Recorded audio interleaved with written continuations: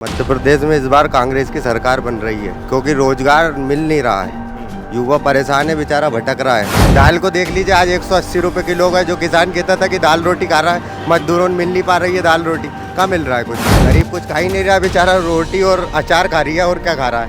वो तो हवा में तीर मारते हैं मामा जी और कुछ नहीं करते। राजनीतिक गर्मी, यहाँ पे गर्मी कुछ अलग ही लेवल की दिखती है और युवाओं में एक अलग ही जोश दिख रहा है। परिवर्तन का जोश है बहुत ज्यादा।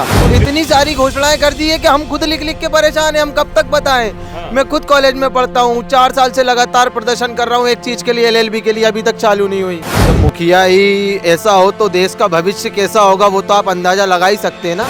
तो वो वाली बात हो गई ना कि कंस मामा बिल्कुल विराजमान है मध्य प्रदेश में और इस साल बिल्कुल हटाने की तुक में बैठे हुए हैं भांजे। जो 17 तारीख है वहाँ पर मतदाता जब मतदाता के रूप में युवा नौजवान जाएगा तो मशीन पे ऐसी उंगली दबाएगा कि मामा दूर दूर तक दिखाई नहीं देंगे। तालियों के साथ मामा का बहुत बहुत आभार प्रकट करते हैं कि आपने मध्य प्रदेश को छलनी कर दिया है। हम चाहते हैं आप मध्य प्रदेश से दूर जाइए और यहाँ पर कमलनाथ की सरकार आएगी, नई सरकार आएगी। द लाइव टीवी, सच सबसे आगे।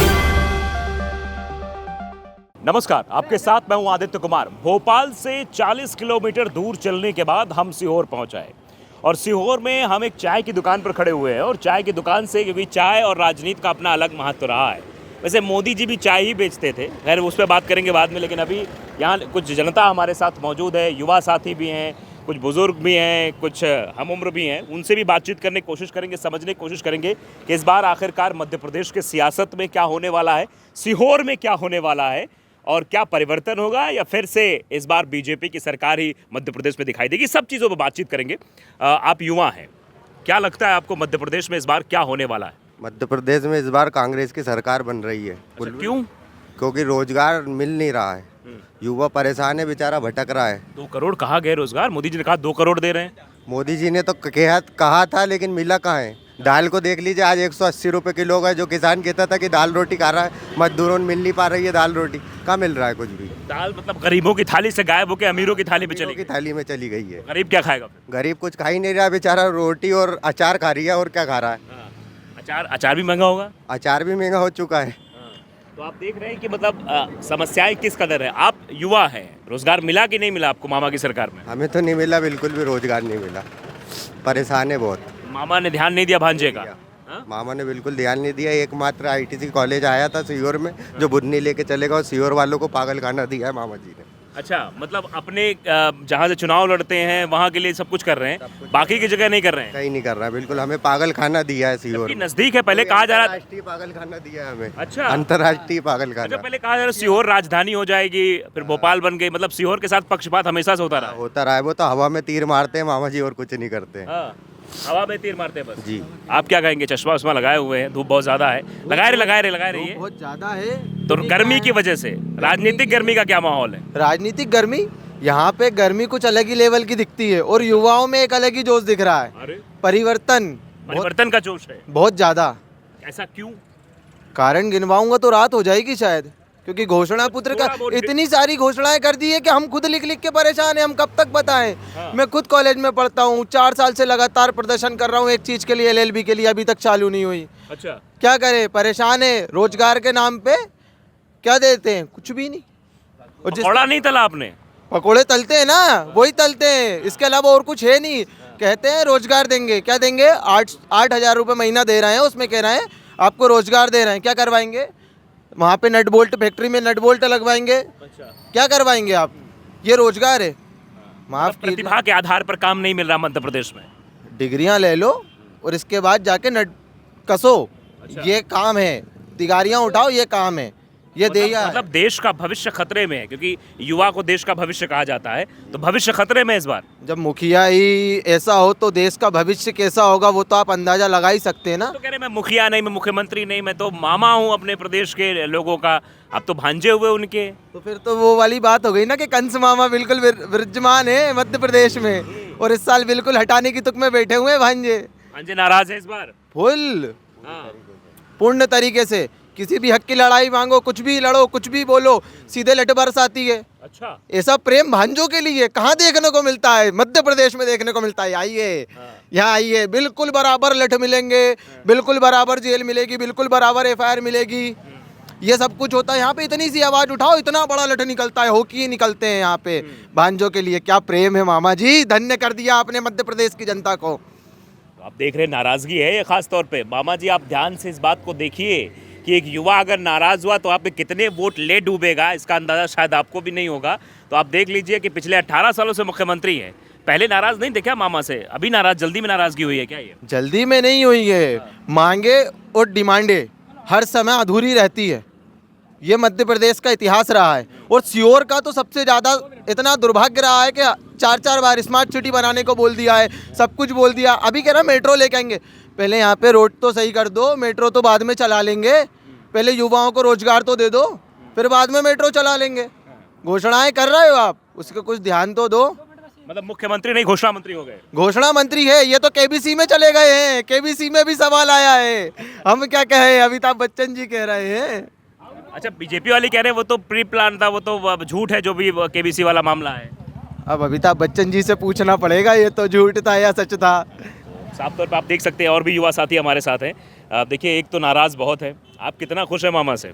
मामा से बिल्कुल खुश नहीं है, क्योंकि यहाँ पर व्यापम नाम से भर्तियाँ होती हैं और भर्ती विभाग चेंज कर दिया जाता है। व्यापम के नाम चेंज कर दिए जाते हैं। व्यापम अगर भर्ती हम लोग पटवारी की भर्ती देख लेते हैं तो 35 लाख 15 लाख रुपए हमारे पास होंगे तब हम भर्ती हो पाएंगे। मामा की सरकार है।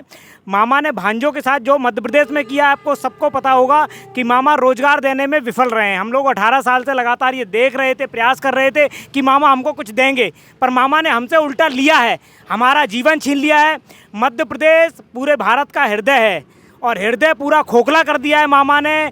बिल्कुल दमे की बीमारी यहाँ दे दी है युवाओं के दिल में। और युवा बिल्कुल मामा को नकार चुके हैं। और आने वाली ये जो 17 तारीख है, वहाँ पर ये जब मतदाता के रूप में युवा नौजवान जाएगा तो मशीन पे ऐसी उंगली दबाएगा कि मामा दूर दूर तक दिखाई नहीं देंगे। अच्छा, मतलब मामा इस बार जाने वाले हैं। मामा की विदाई बिल्कुल तय है और हम लोग भी तालियों के साथ मामा का बहुत बहुत आभार प्रकट करते हैं कि आपने मध्य प्रदेश को छलनी कर दिया है। हम चाहते हैं आप मध्य प्रदेश से दूर जाइए और यहाँ पर कमलनाथ की सरकार आएगी, नई सरकार आएगी। 5 साल में जो विकास होगा शायद हम लोग रोजगार प्राप्त कर लें। 18 वर्षों से हमारे भविष्य के बारे में किसी ने चिंता नहीं करी, भारतीय जनता पार्टी ने तो बिल्कुल नहीं करी। मतलब कमलनाथ सोचेंगे आपके बारे में? बिल्कुल सोचेंगे कमलनाथ, क्योंकि लोग बोलते हैं और मैं भी ये जानता हूं कमलनाथ जी को, क्योंकि वो एक बिजनेसमैन रहे हैं और उनको पता है कि युवाओं को रोजगार कैसे दिया जाए। मामा रहे हैं, मामा खोखले वादे करते हैं, मामा जहां भी जाते हैं।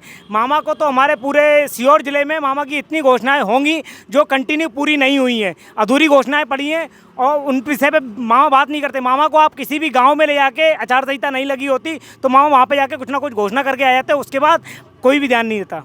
मामा ध्यान नहीं देते? तो आप बताइए, इतने सालों तक आपने मुख्यमंत्री बनाए रखा मामा को, नाराजगी थी तो ना बनाते? सही बात बोला है आपने, क्योंकि हम लोग युवा नौजवान थे, हम लोगों को एक लालसा थी कि मामा शायद हमें रोजगार दे देंगे। हम तो किसी दल के थे नहीं, हमें ये उम्मीद थी कि मामा रोजगार देंगे।